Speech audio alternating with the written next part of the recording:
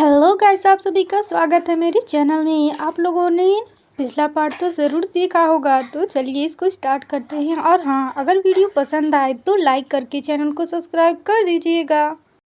अगले दिन सीटीए के यूनियन जैक के हॉल के अंदर राज कहता है, मैं अपना परिचय दोबारा दे देता हूँ। मैं इंस्पेक्टर राज हूँ। अब से मैं हेडक्वार्टर से सीधे आदेशों पर सीटीए ब्रांच का सख्त ऑडिट करूंगा। आज से सीटीए ब्रांच के सभी कर्मचारियों को ऑफ ड्यूटी घंटों के दौरान इलाके से बाहर जाने से पहले मेरी इजाज़त लेनी होगी। यह कमांडर इन चीफ का आदेश है और अगर इसका उल्लंघन हुआ तो तुरंत आपकी सीनियर अधिकारी को इसकी रिपोर्ट की जाएगी। ये सब सुनने के बाद ब्रेन बहुत ही ज़्यादा मुस्कुराते हुए कहता है, वाह, इसका मतलब है कि मुझे राज से हर रोज़ देखने को और मिलने का मौका मिलेगा। ये कितना ज़्यादा फ्लर्ट है यार। और इधर किम अपने मन में कहता है, क्या ये लोग वाकई में हद पार कर रहे हैं। ये सोचते हुए वो राज की ओर देखता है, मगर राज तो आगे कहता है, अगर कोई आदेशों का पालन नहीं करता है या नियमों के खिलाफ काम करता है तो सीटीए ब्रांच के सभी कर्मचारियों को, जिसमें सभी सदस्य शामिल होंगे, उन सभी को एक साथ सजा दी जाएगी। ये सभी नियम सुन के सभी लोगों के तो पैरों तक से पसीना निकलने लगता है। वो लोग फुसफुसाते हुए बात करते हैं, ये तो मेरी सोच से कई ज़्यादा गंभीर मामला है। क्या हमने कुछ गलत किया है जो कि हमें इतनी ज़्यादा मुश्किलों का सामना करना पड़ रहा है। ये ऑडिट से कई अधिक निगरानी लग रही है।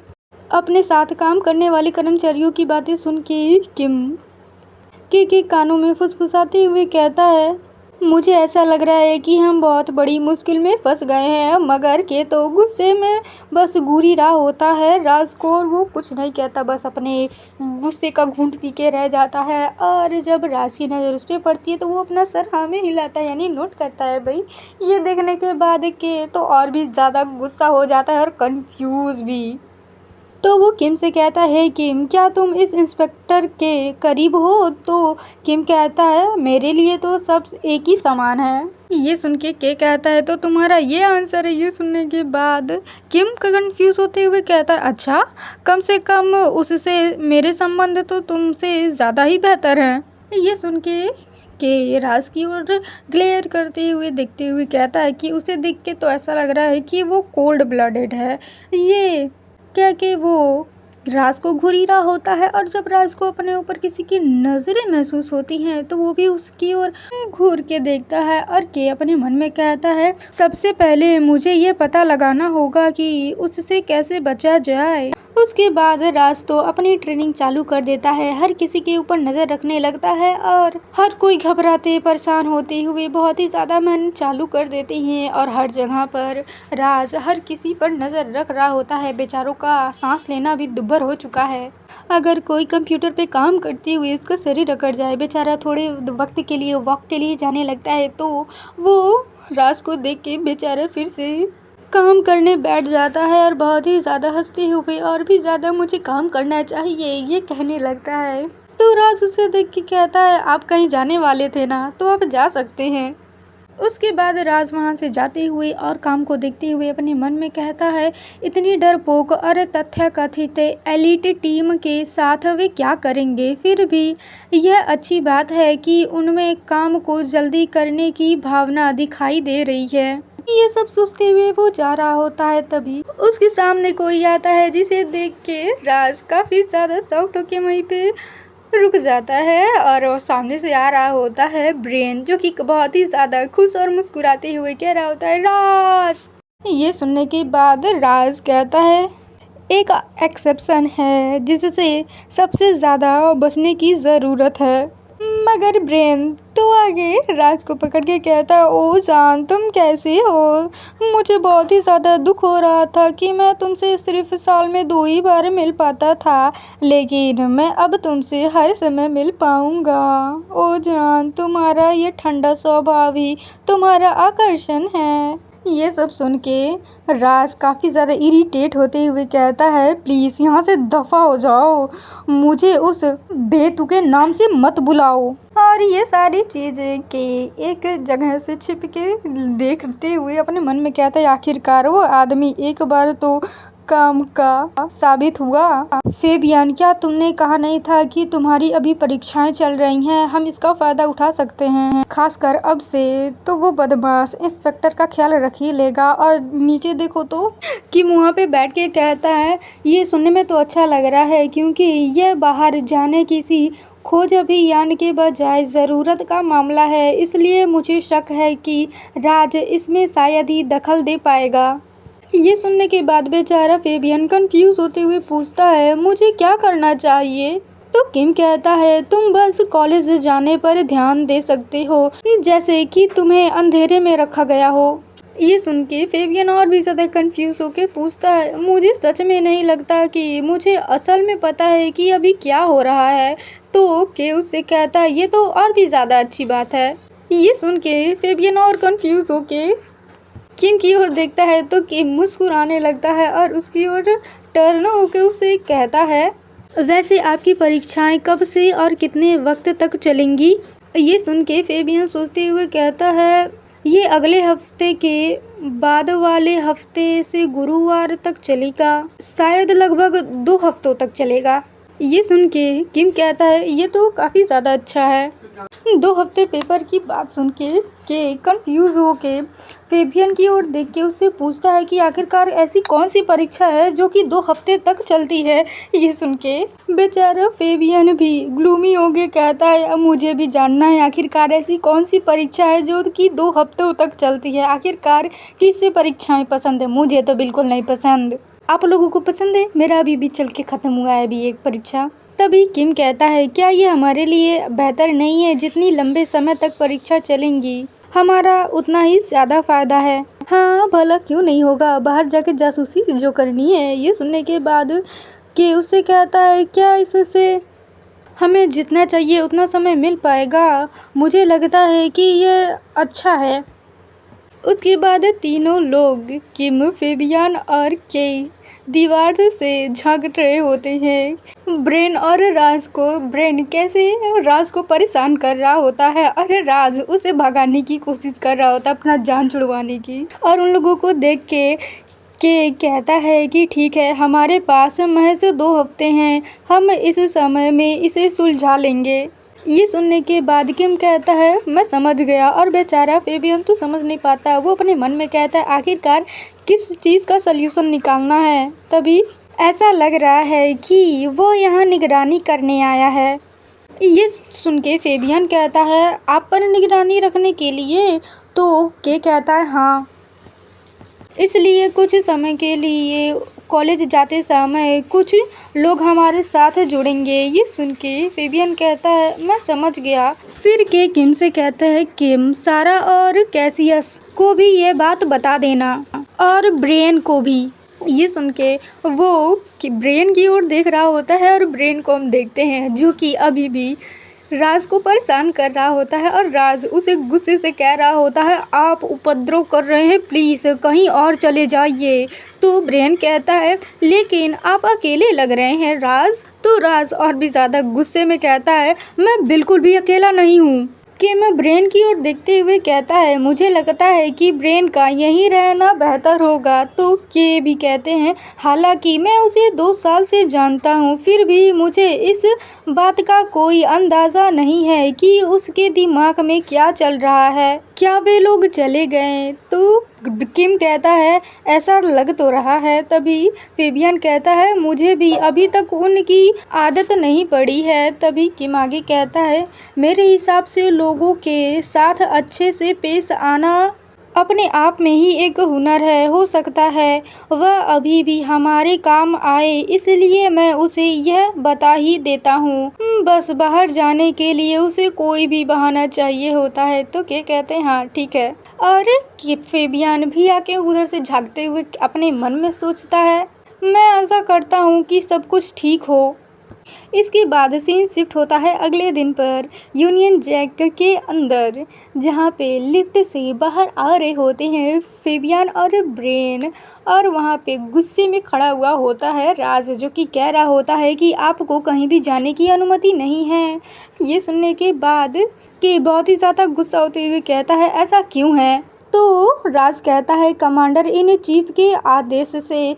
ये सुन के और भी ज़्यादा इरिटेट और परेशान होते हुए कहते हैं क्या आप मुझे यह बता रहे हैं कि अब मुझे घर से बाहर कदम रखने से पहले भी अनुमति लेनी पड़ेगी। तो राज कहता है आपको ब्रांच मैनेजर के तौर पर अपनी पोस्ट फ़िलहाल के लिए नहीं छोड़नी चाहिए। ये सुन के बहुत ही ज़्यादा इरिटेट होते हुए अपने मन में कहते हैं इसका सीधा सा मतलब है कि मुझे यहाँ से जाने की मनाही है। ये सब सुन के बेचारा फेबियन परेशान होते हुए कहता है तो मैं कॉलेज कैसे जाऊँगा, क्या मैं अकेले जा सकता हूँ।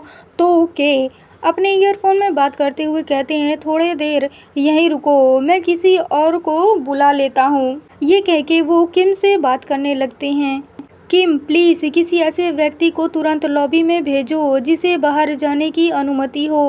इंस्पेक्टर कड़ी नज़र रखे हुए है, इसलिए किसी ऐसे व्यक्ति को चुनना जिस पर कम से कम शक हो। ये सुन के किम कहता है ठीक है, और वो चूज़ करता है कैसियस को। और कैसियस लॉबी के बाहर वेट कर रहा होता है फेबियन का, और जैसे ही फेबियन आता है उसे कहता है जल्दी से कार के अंदर बैठो। तो फेबियन हाँ कह के जल्दी से उस कार में बैठ के वहाँ से दोनों ही लोग चले जाते हैं फेबियन के कॉलेज। और इधर हम देखते हैं कि के और राज एक दूसरे के साथ खड़े हुए होते हैं, वो भी लिफ्ट के बाहर, जहाँ पे के राज से कहता है जो इंसान नियमों और उसूलों को बहुत सख्ती से मानता है उसने पार्टनर के साथ मिलकर रहने के बुनियादी नियम को तोड़ने का कमाल का काम किया है। ये सुन के राज कहता आप एक एक्सेप्शन हैं, और क्या आप ही वे इंसान नहीं हैं जिसने आग में घी डालने का काम किया। जैसे ही वो ये शब्द कहता है उन दोनों के बीच तो खूंखार नज़रों की लड़ाई स्टार्ट हो जाती है। उसके बाद सीन शिफ्ट होता है फेबियन के कॉलेज के अंदर, जहाँ पे कैसियस कार से बाहर निकलते हुए के से फ़ोन पे बात करते हुए कह रहा होता है कि आप आगे बोलिए। तो के उससे कहता है मुझे यकीन है कि आपने किम से इसकी मुख्य बात सुन ली होगी, प्लीज़ सर्च ऑपरेशन को जितना हो सके चुपचाप और बिना किसी का ध्यान खींचे अंजाम दें। ये सुन के कैसियस कहता है ठीक है मैं समझ गया। और इसी के साथ कुछ दिन बीत जाते हैं। बेचारा फेबियन परीक्षाएं दे देकर उसकी हालत पस्त हो चुकी है। जब वो घर पे आता है तो के उससे पूछता है कि क्या सब ठीक रहा। तो फेबियन उससे कहता है हाँ सब ठीक ही ठाक रहा। ये सुनने के बाद के का मुँह तो बिगड़ ही जाता है। तभी टडा करते हुए ब्रेन आता है और अपने हाथों में बहुत ही ज़्यादा शॉपिंग बैग लिए हुए कहता है मैंने कुछ खरीदारी की है। ये देख के कहते हैं चलो कुछ अच्छा काम तो किया तुमने। इसी तरह तमाम कोशिशों के बावजूद लगातार निराश भरे दिन बीतते रहे।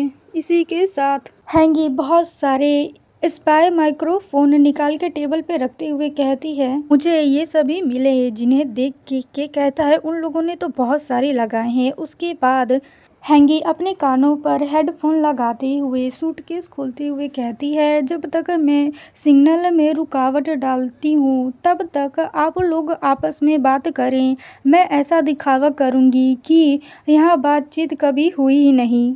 फिर के किम से पूछते हैं क्या इंस्पेक्टर अपने रहने की जगह पर वापस चले गए। तो किम कहता है हाँ मैंने उन्हें कई सारे डॉक्यूमेंट और साथ ही 3 महीने की घटना की रिपोर्ट भेजी ताकि वह आराम से समय लेकर उन्हें पढ़ सकें। हमारे रहने की जगह सुरक्षित होनी चाहिए क्योंकि राज ज़्यादातर घेरे के बाहर की गतिविधियों पर नज़र रखता है। कंट्रोल डिवाइस को न हटाना ही बेहतर होगा। जैसे ही हम उन्हें हटाएंगे उसे पता लग जाएगा और इससे शक ही पैदा होगा।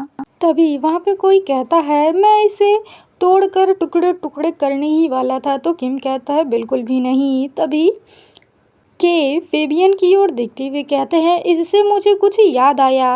यूनिवर्सिटी में 6 साल तक कौन पढ़ता है? क्या 4 साल ही ज़्यादा से ज़्यादा समय नहीं होता? बेचारे के को तो पढ़ाई के बारे में कोई अंदेशा ही नहीं है। और बेचारा फेबियन अपना मुंह लटका के कहता है, असल में इसके कुछ कारण हैं।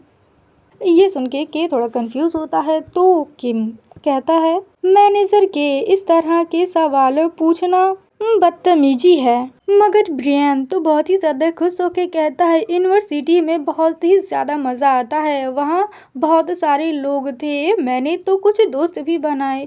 क्या अब से मैं हर बार उसके साथ जा सकता हूँ? इसमें बहुत मज़ा आता है। ये सुन के किम कहता है, मैंने तुम्हें उसे सुरक्षित रखने के लिए कहा था, ना कि इसे फील्ड ट्रिप बनाने के लिए। ये सब सुन के बहुत ही ज़्यादा फ्रस्ट्रेट होते हुए कहता है, पिछले कुछ दिनों से हम कोई भी प्रोग्रेस नहीं कर पा रहे हैं, आखिरकार वे लोग कर क्या रहे हैं? तो ये सुन के किम कहता है, कहना आसान है, करना मुश्किल, वैसे भी आपको भी कुछ नहीं मिला। ये सुन के और भी ज़्यादा गुस्सा करने लगते हैं और हम इन दोनों love birds husband and wife को देखते हैं जो कि सोफे पे चिपक के एक दूसरे के साथ बैठे हुए होते हैं। उनमें से कैसियस बताता है कि जब वो लोगों से पूछने गया था कोई भी सवाल, तो उन लोगों ने कहा कि हमें कोई भी सामान नहीं खरीदना है और वो फेल्ड हो गया था। उसी तरीके से सारा भी जब पूछने गई थी, इसका स्वभाव तो हर किसी को पता ही है, वो काफ़ी ज़्यादा गुस्सैल है, वो डरावने तरीके से पूछती है तो लोग उससे डर के भागते हुए कहते हैं कि मेरे पास कोई भी पैसा नहीं है, वो भी फेल ही हो जाती है। और हम किम के बारे में तो क्या ही कहें, वो अपना शकल छिपा के भी जाएगा तो लोग उसे पहचान ही जाएंगे, क्योंकि वो इतना ज़्यादा पॉपुलर जो है, उसकी फ़ैन फॉलोइंग ही इतनी ज़्यादा है।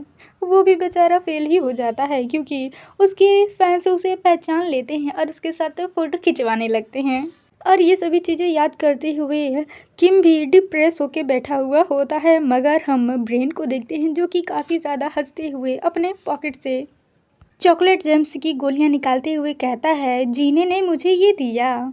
और उस चीज़ को देख के कंफ्यूज होके पूछते हैं वो कौन है, तो ब्रेन बताता है वो मेरी एक दोस्त है। तो किम उससे पूछता है, आखिरकार आपने क्या किया? तो ब्रेन बहुत ही ज़्यादा खुश होके बताता है, क्या मैंने तो बस उससे ये मांगे थे और उसने मुझे ये दे दिया। ये सुन के किम कहता है, बस ऐसे ही। और हम इधर फेबियन को देखते हैं जो कि चुपचाप सोफे पे बैठा हुआ होता है, जिसे कुछ भी समझ नहीं आता। तो वो पूछता है, आखिरकार ये सब हो क्या रहा है?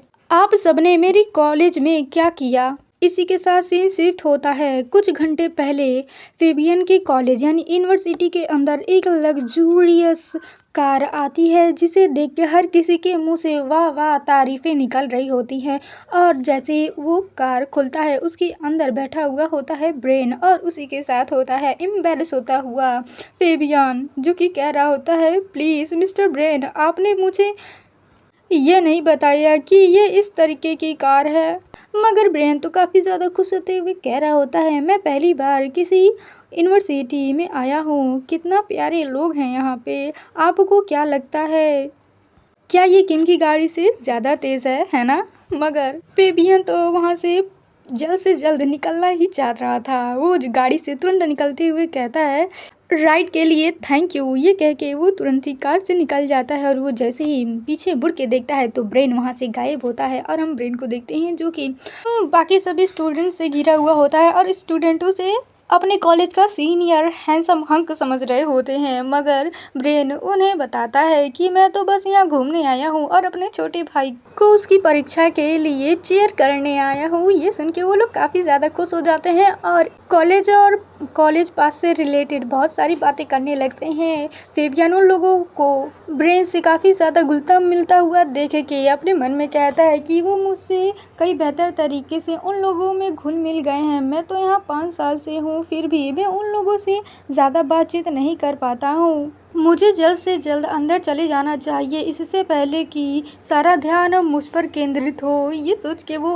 वहाँ से खिसकने लगता है। तभी ब्रेन की नज़र पड़ जाती है तो वो कहता है, तो वो बाकी सभी स्टूडेंट्स से कहता है कि मुझे जाना होगा, मेरा छोटा भाई को तो मैं भूल ही गया था। फिर वो उन लोगों को अलविदा कहते हुए जाता है। तुरंत ही फेबियन के कंधे पर उसे के हाथ रख के उसे दबोचते हुए कहता है, बदमाश, मेरे बिना कहाँ चले जा रहे थे? वे लोग सच में बहुत ही ज़्यादा अच्छे लग रहे थे। क्या कॉलेज में तुम्हारे कोई दोस्त हैं?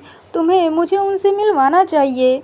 ये सुन के फेबियन थोड़ा उदास भरे लहजे में कहता है, वो सभी ग्रेजुएट हो गए हैं। ये सुनने के बाद ब्रेन कहता है, ये तो बहुत ही ज़्यादा दुख की बात है। बेचारा फेबियन कॉलेज में इकलौता बचा हुआ है, वो भी सभी लोगों से बहुत ही ज़्यादा सीनियर। उसके बाद कुछ समय बीत जाता है और फेबियन का एक क्लास ख़त्म हो जाता है। वो थका हारा क्लास से बाहर आता है तो वो देखता है कि ब्रेन बहुत सारे स्टूडेंट्स से घिरा हुआ है और सभी स्टूडेंट उससे बातचीत कर रहे होते हैं।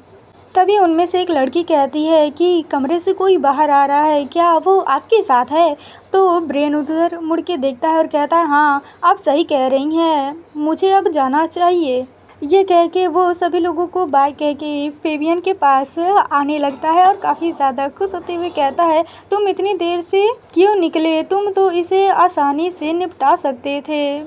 तो फेबियन थोड़ा उदास होते हुए कहता है, मिस्टर ब्रेन प्लीज़ कुछ करिए, अगर ऐसा कुछ हुआ तो मैं ग्रेजुएट नहीं कर पाऊंगा। तो ब्रेन उससे कहता है, तो क्या हुआ, आप तो पहले से ही सिविल सर्वेंट है, इसका मतलब है कि आज आपकी परीक्षा ख़त्म हो गई है ना? चलो चले, मैं दिन भर तुम्हारी परीक्षा देते समय अपना वक्त बिताने के लिए इधर उधर भागते दौड़ते करते हुए बहुत ही ज़्यादा थक गया हूँ। ये सुन के फेबियन एक लंबी सांस छोड़ते हुए कहता है, हाँ चलिए वापस चलते हैं। उसके बाद ब्रेन जाते हुए ही किसी की ओर देखकर उधर अपना सर नोट करता है और वहाँ से एक लड़की भी नोट करती है। तो ब्रेन उसे एक आंख मारते हुए विंक करता है। फिर सीन शिफ्ट होता है जहाँ पे फेबियन को उन सब चीज़ों के बारे में बताया जाता है, यानी कि उस चॉकलेट जेम्स के बारे में, जिसे जानने के बाद फेबियन कहता है, बहुत से लोग शायद इसकी वजह से परेशान हो रहे होंगे, वो लोग हद से ज़्यादा कर रहे हैं। ये सुन के किम उससे कहता है, आप सही कह रहे हैं, इसलिए तो हम उन सभी लोगों को पकड़ने जा रहे हैं। ऐसा घिनौना काम कौन करेगा? ये सुन के फेबियन अपने हाथों को क्लेंच करते हुए कहता है, आपने मुझे पहले क्यों नहीं बताया? तो के कहता है कि आपने कहा था कि आपकी परीक्षाएं हैं, आपके लिए परीक्षा पर ध्यान केंद्रित करना बेहद ज़रूरी था, इसलिए हमें लगा कि आपको इन सब मामलों में परेशान करना सही नहीं है। ये सुन के फेबियन जोर से कहता है, लेकिन मैं CTA ब्रांच का सदस्य भी तो हूँ। तो के कहता है, आपको खतरे में डालने का कोई भी कारण नहीं है, इसके अलावा अब आपको इसके बारे में पता चल गया है। ये सुन के फेबियन कुछ भी नहीं कह पाता है और इसी के साथ ये चैप्टर यहीं पे ख़त्म होता है। और बैकग्राउंड में जो भी सारी नॉइज़ आए उसके लिए आई एम सो सॉरी, और वीडियो लेट आ रहा है उसके लिए भी सॉरी, क्योंकि मेरा इस दौरान बिगड़ गया था। कल तो मैंने कैसे तैसे एक वीडियो अपलोड कर दिया था, लेकिन उससे पहले तो मेरे एग्ज़ाम भी चल रहे थे और मेरा फ़ोन भी बिगड़ गया था और मेरा माइक तो न जाने कब से टूटा पड़ा है। इस वजह से मैं बिना माइक के रिकॉर्ड करती हूँ डायरेक्ट फ़ोन से। इस वजह से बाकी सारी आसपास की आवाज़ें आप लोगों को क्लियरली सुनाई दे रही होंगी, तो उसके लिए I am so sorry guys.